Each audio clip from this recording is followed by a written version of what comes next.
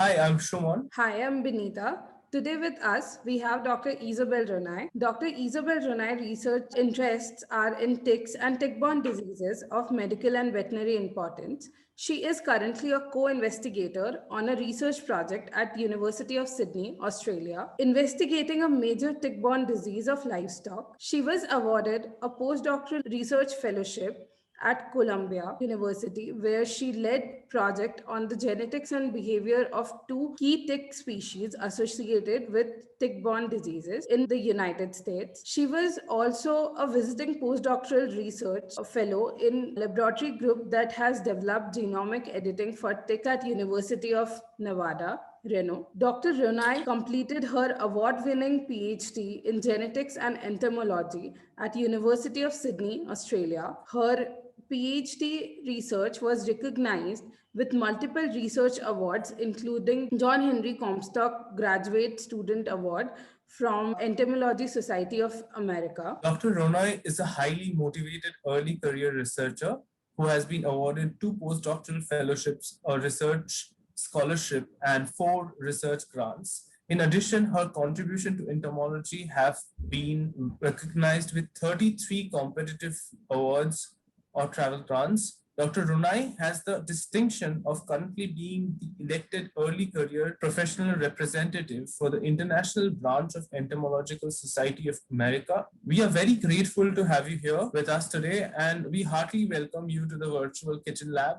We would like you to give us a brief presentation of your work. Thank you both. It's lovely to be here. I'm just going to give a brief overview of my research journey so far. My PhD was, as I mentioned, at the University of Sydney, focusing on social insects. So those are honeybees, wasps, ants, and they have a really distinctive characteristic in the social insects where you have a sole reproductive female in the colony, which is named the queen.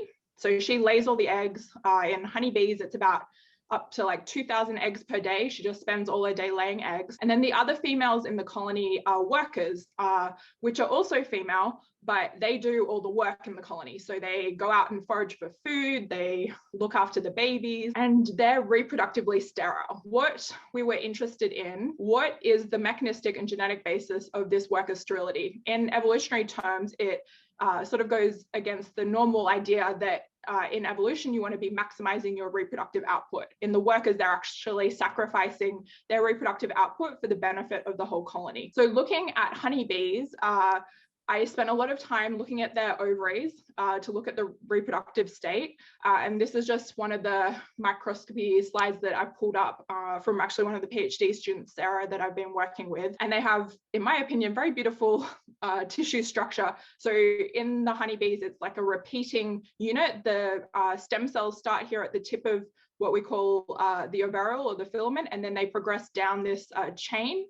And these sort of structures here, these are the oocytes that become the eggs. So in at least the queen honeybee, she's laying multiple eggs every day, as I mentioned. What I was particularly interested in, though, was what's happening in the workers. And in a honeybee colony, the queen has the reproductive dominance over the workers. So if there's a queen present in the colony, indicated here with this white dot, what happens is the workers have these deactivated ovaries. There's no developing eggs inside them. And this is a micrograph that I've taken of the ovaries. However, if we remove the queen from the colony, which can either happen naturally or we do it experimentally, then that stops the reproductive dominance. The queen's no longer there sending out a chemical signal to the workers, and the workers can actually activate their ovaries. And this is what their active ovaries look like. These white dots are all full of eggs. So where my PhD came in was looking at what are the mechanistic steps involved here. And the first thing that we looked at is what could be the genetic pathways controlling from the queen to these two ovary states. And we found a particular gene that we've named Anarchy. Looks like it's involved in sensing the queen pheromone in the environment, so the queen's chemical signal, and then controlling the worker's ovary state between these deactivated and activated states. The other key thing we were interested in is what's the actual mechanistic process switching the ovaries from these activated and deactivated states in the workers. And we found that there's an active process of programmed cell death, so that the cells are actively dying. When you look at workers, that have these deactivated ovaries when the queen's present in the colony. And so that's my PhD findings in one slide. That is fascinating. Thank That is you. really fascinating. During the end of my PhD, I started thinking about where I wanted to head in terms of research directions. And one thing that particularly I was interested in pursuing was switching study organism into looking at ticks, which is another area of entomology, and they're very understudied. So I applied for a fellowship to go to Columbia University in the United States to start working on ticks and learn as much as I could about their systems and see what I could apply about particularly genetics to this new study organism. So I went to, as I was mentioning, the Ecoepidemiology Lab at Columbia. So Columbia University is located in New York State, which is here.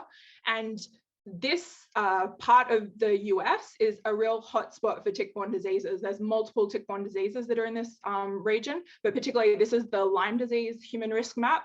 The Lyme disease is very, very common in this area, as you can see with the red. And Lyme disease was actually first identified just only a few hours away from New York City. That's where the disease was first identified. While I was in the lab, I was really interested looking at the genetics and the behavior of ticks, particularly their host-seeking behavior, which is really important for looking at pathogen transmission or what pathogens they can receive from the host and then pass on. And I was also fortunate with just a bit of timing that while I was there was a new tick species identified coming into the US, which was not previously there.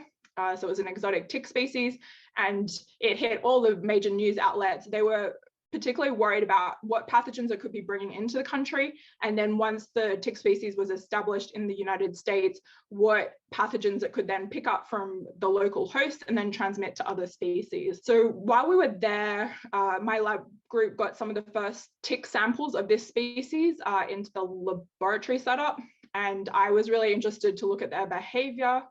And one thing that we did was look at this tick species behavior in relation to different hosts. So the key host sort of in the US that people are particularly worried about is this white-footed mouse. So that is the dominant reservoir for most of the tick-borne pathogens in the United States. For example, the bacteria that causes Lyme disease normally comes from this white-footed mouse. And what we found is that these Asian longhorn ticks, they really do not like these mice.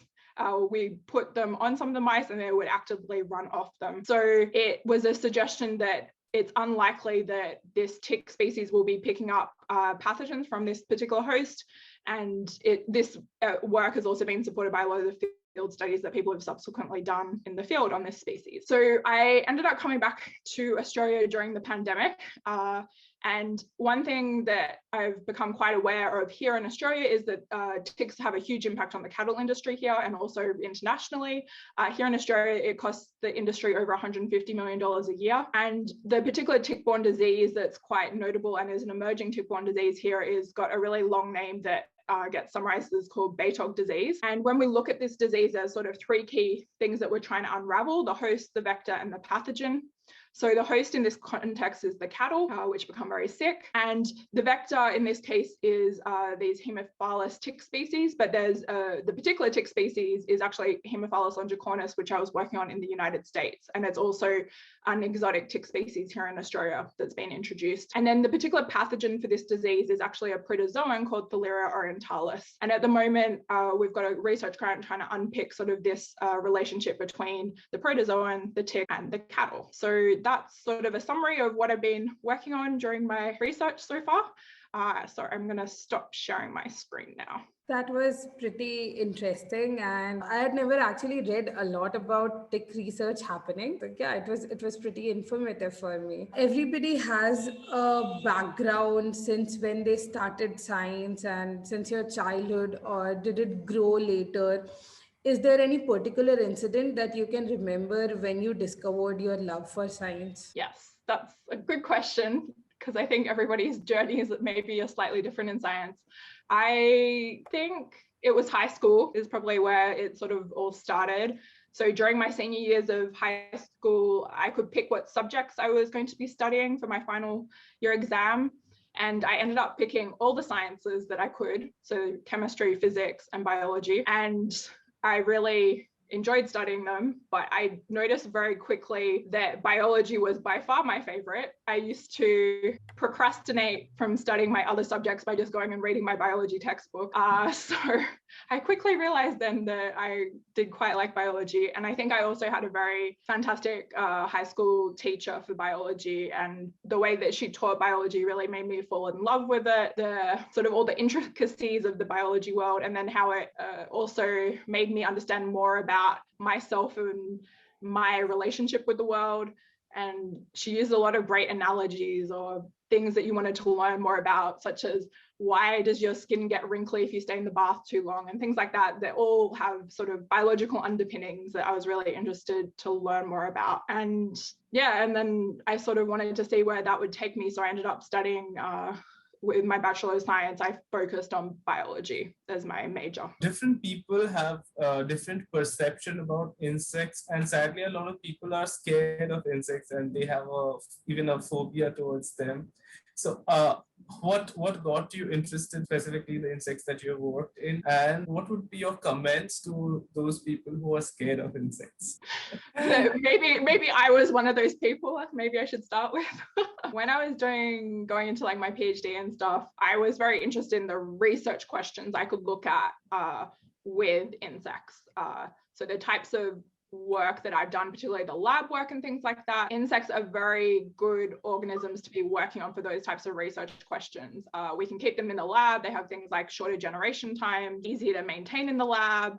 They also don't have the vast majority of like animal ethics and things like that. Invertebrates actually don't get classified as an animal under the research protocols. So there's a lot of sort of benefits of working and advantages of working with insects, particularly for like genetic experiment that I've been doing during my PhD. And then in terms of falling in love with them, I think being surrounded by entomologists has made me really change what I think about insects.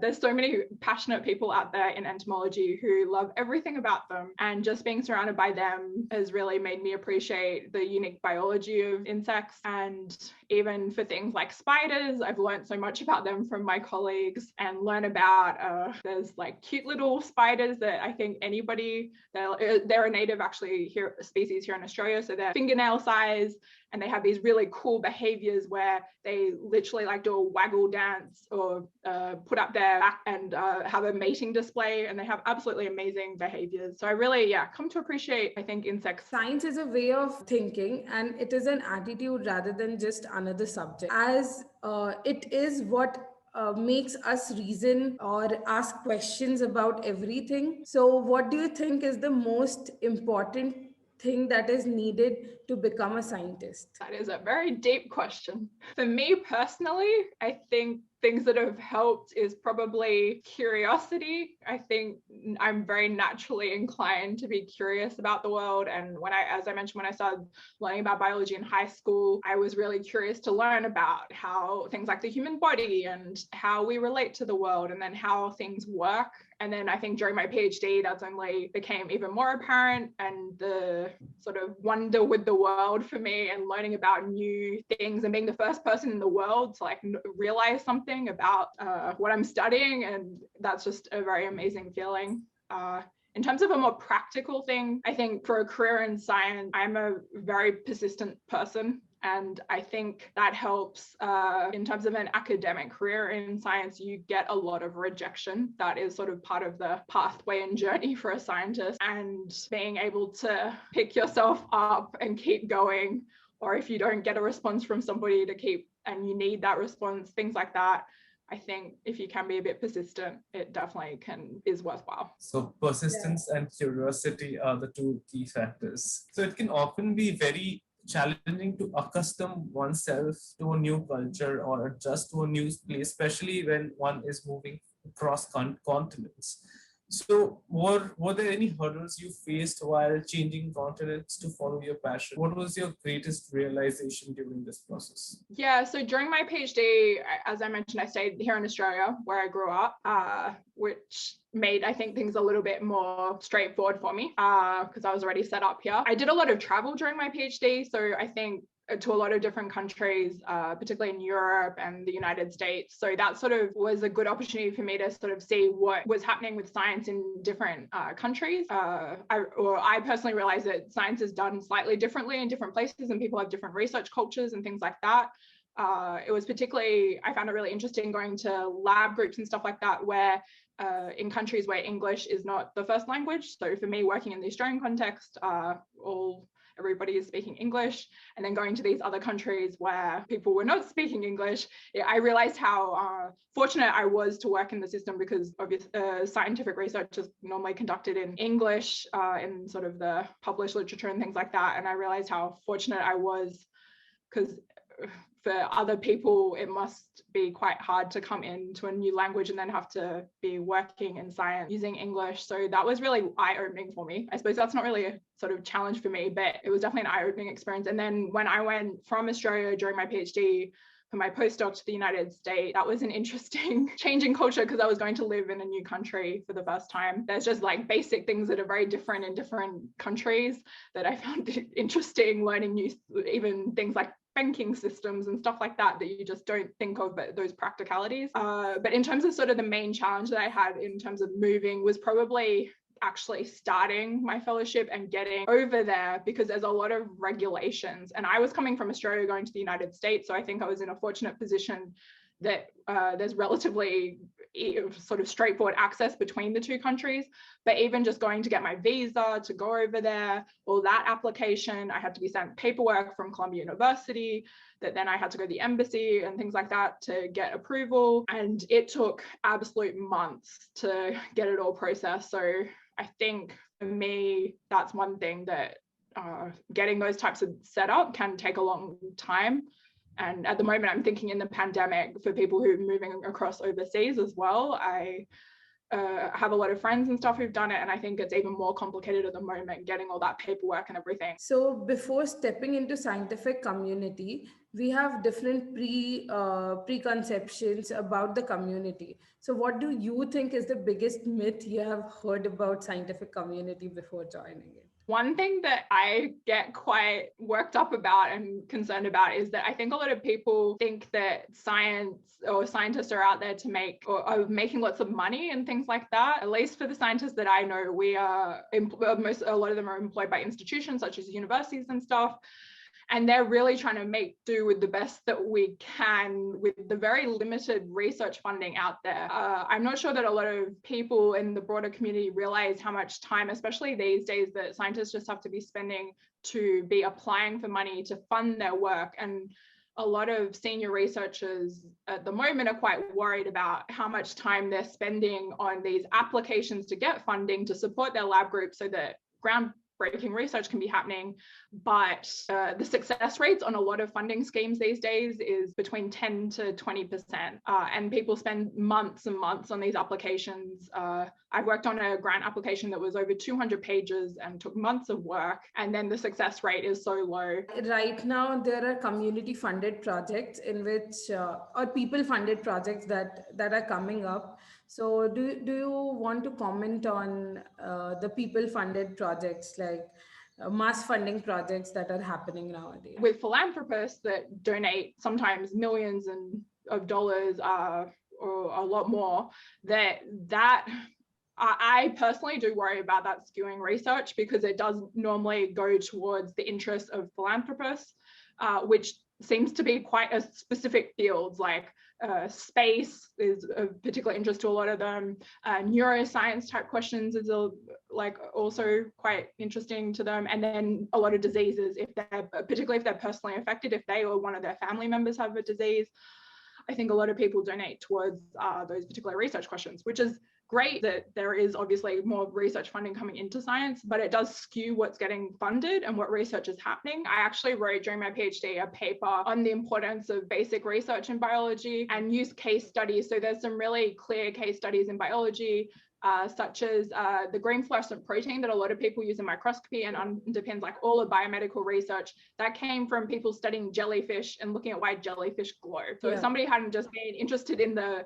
basic question of why does a jellyfish glow, we wouldn't have all these amazing microscopy techniques. And then more recently, the key example that I use is CRISPR-Cas, which won the Nobel Prize last year. If people hadn't been studying bacteria and how bacteria defend themselves against viruses, then we wouldn't have discovered this amazing system that now allows gene editing to happen in all organisms, including humans. There are always defined hurdles one has to face in their journey to pursue their passion.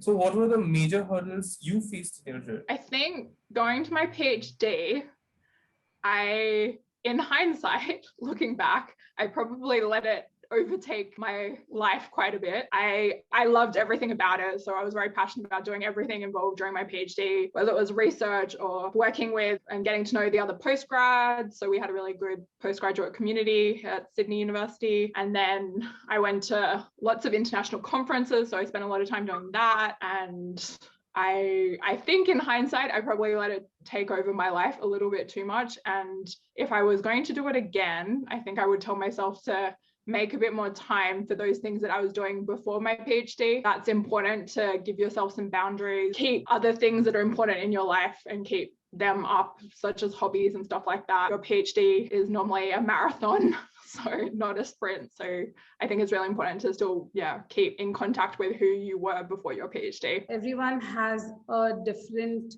or unique way of dealing with their anxiety, fears, and failures. So how did you deal with your failures? Persistence / stubbornness as well. I am a very stubborn person in general in my life. So I think with science, which has is not always an easy path, and there's a lot of rejections and things like that and difficulties that you come across, I think maybe my stubbornness has helped me. Not that I would particularly advise other people to take that as a way to deal with things. So I think maybe one thing would be, with the amount of rejection that happens in science, that for me, I sort of let myself feel the emotions around it, like when you get a rejection, things like that, and then I try and move on and on to the next thing. And one thing actually a friend of mine ended up suggesting is that every time, rather than when she got sort of things back, like as a reward, like an award or grant or fellowship, rather she rewarded herself when she submitted things. And I thought that was a really interesting way to flip things and have a really positive mindset about being in a research career. So I think she talked about, she went out and bought a new pot plant every time that she submitted something, like submitted a paper or submitted a grant, and she ended up with like a whole nursery of plants in her place. And I was like, oh, that's a really nice way to sort of deal with failures in science in a positive way. Yeah, that's really nice. I try to do that. I don't know if I'm 100% successful, but it's a good way to reward yourself for even putting yourself out there, I think, is an important thing in science. Yeah. And so PhD is not just about finding out about the topic you are interested in, but it is also about finding out who you are as a person, right? So how has PhD helped you develop your personality, and what difference do you see in yourself before and after PhD? I think the whole research process, I found I learned a lot about myself during that first year where I was learning what research was and actually conducting it for the first time in a very condensed sort of 9-month period. And then I felt like my PhD was sort of this opportunity to explore research, but at a slower pace maybe, because it took 3 to 4 years then. So I had a little bit more breathing room to sort of figure out what I wanted to be doing. I think particularly during my PhD, the opportunity to travel and go, as I was saying, to different research communities internationally was quite eye-opening for me, because I'd just been here in the Australian context, and seeing how different lab groups and things work and going to all these international conferences and meeting all these different people. I think that was also when I realized that I really did want to stay in science long term. I had everything about science, and everything that I got to do during my PhD was just a really amazing experience for me, and I really loved everything about it. So being a mentor is a position of huge responsibility, as you're directly going to influence people's career. And it can be challenging, as the end goal is always to bring out the best from your mentees. So how was your experience as a mentor? I absolutely love working with the students that I've been able to. I think it's one of my favorite things. As I was saying, I like lots of different things about academia, but being able to work with students is really one of the best bits. And so as a postdoc, I've been able to work with multiple PhD students on their projects, sort of being able to explore new research or different aspects of their research has been really enjoyable. And also getting to work with all these amazing students from very different countries and backgrounds. So here in Australia, we have a really big international PhD program. So there's students who come from Asia and America and Europe. And in my lab group in particular, we had research students from all over. Being able to work with them one-to-one on research projects, but then just also learning more about their culture, I feel so fortunate. I don't think there's many other careers where you would be able to meet and become really good friends with people from across the world. So is there any book which had a huge impact on the way you perceive the world and thus motivated you in your journey, and you would like to recommend it to our listeners? Yeah, I think I would say, which is probably a bit of an obvious answer for a biologist, but The Origin of Species by Charles Darwin. So I first only read it when I was an undergraduate as part of one of my courses, actually. So I'd heard so much about it, and I'd read, had extracts and things like that I'd come across, but I hadn't actually sat down and gone through the whole book. And for me, as working in evolutionary biology as well, it's sort of the pinnacle, I suppose. It was sort of the start of a lot of evolutionary biology.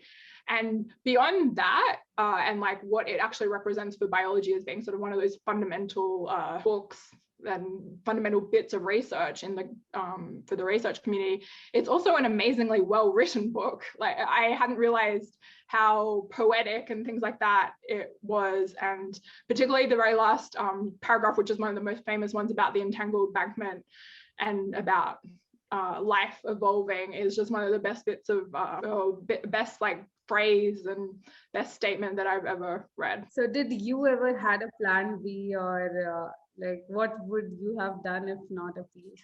Yeah, I think during my PhD, I would say I didn't have a plan B. I think because I've loved everything about what being an academic would be. For me personally, that was always what I wanted to be doing. But from talking to a lot of people, it is a good thing to think about, because not everybody wants to stay in academia, but for the people who do, it is highly competitive. What do you love to do most when you're taking a break from science? One of my particular loves is photography. As I've been mentioning, all the international opportunities that I've had during my PhD and my postdocs has meant that I've gone to some very amazing places, and I love going out and taking photos of whether it's natural landscapes, but also I'm very fond of history and going to places in Europe and things like that where there's structures from hundreds, if not thousands of years ago, is absolutely amazing, especially coming from Australia, where in terms of a lot of our buildings and stuff here are only 100 or so years old. So I always love going to new places and getting to sort of see the local culture, and then I love taking photos of all my trips. For me professionally, being able to do microscopy and the beautiful images that we get from microscopy, particularly in entomology, that's some of my favorite things. People have different ways to balance their work and their life, like their personal life. So how do you balance your work and life? Yes, I think so. During my PhD, I don't think I had a very good balance, which I've come more to terms with in hindsight. But during my postdoc, I think I actively made the decision that I wanted some sort of balance, and especially because I was traveling to a new country, to the United States and to New York City, which for a lot of people is on their bucket list to go visit that type of city. And so I made the active decision when I got there that I wanted to make time to go and explore the city that I was in, and also make time for my hobbies as well while I was there. And so every weekend, as I was mentioning, I made sure that I shut my computer, didn't look at any work stuff, and just planned a day out. And in New York City, at least, I could go do that every week that I was there, and I still didn't get through my list of all the things I wanted to do in New York City.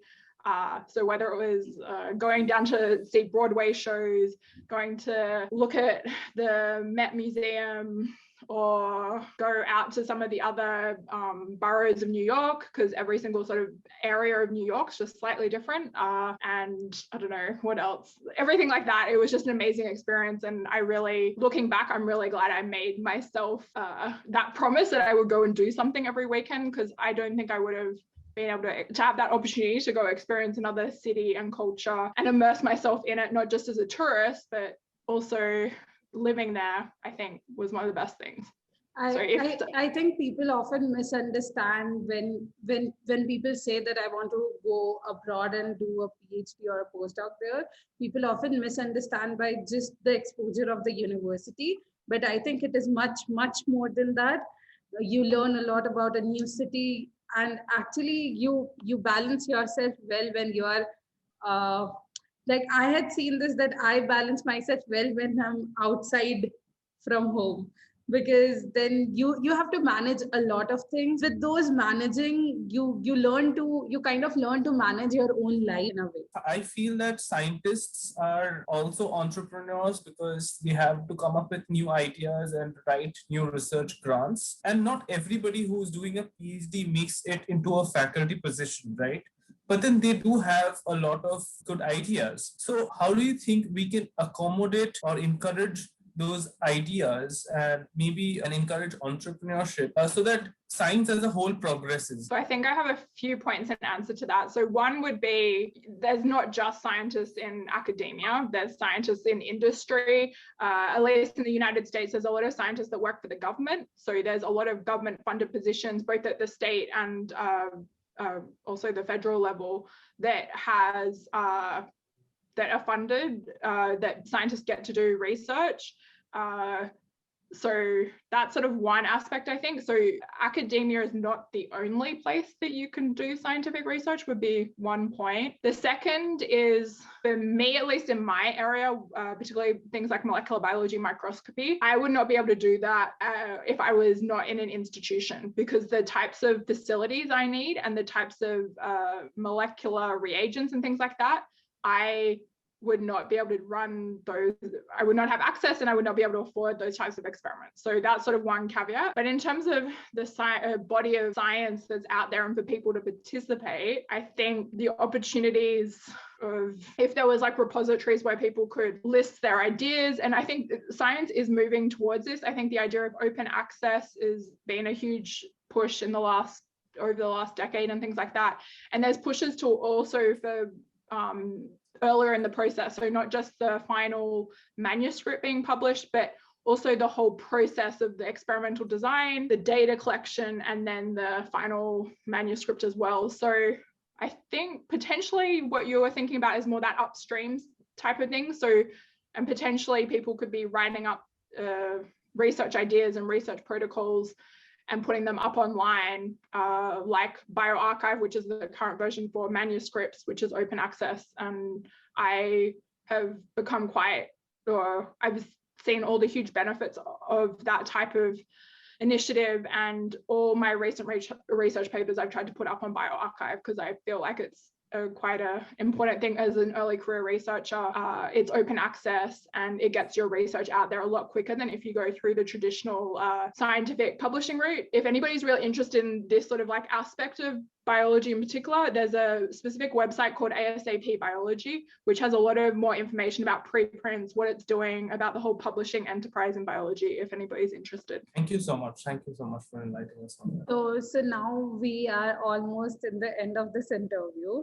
And I would like to ask you that, what do you think about the Kitchen Lab? Yeah, well, I think it's an amazing initiative that you've set up, and I just really want to congratulate you on that. I have always felt in a very fortunate position being where I am, and the access to resources and facilities and things like that I've had. So I think to widen access to science and science research and things like that you're doing is really, really important. And these types of, hopefully these conversations like I'm doing here today is helpful for people to hear different perspectives and what different people have been going through. So I think it's an amazing achievement that you guys are doing, and I think you should be heartily congratulated on it. Thank you. Thank you so much.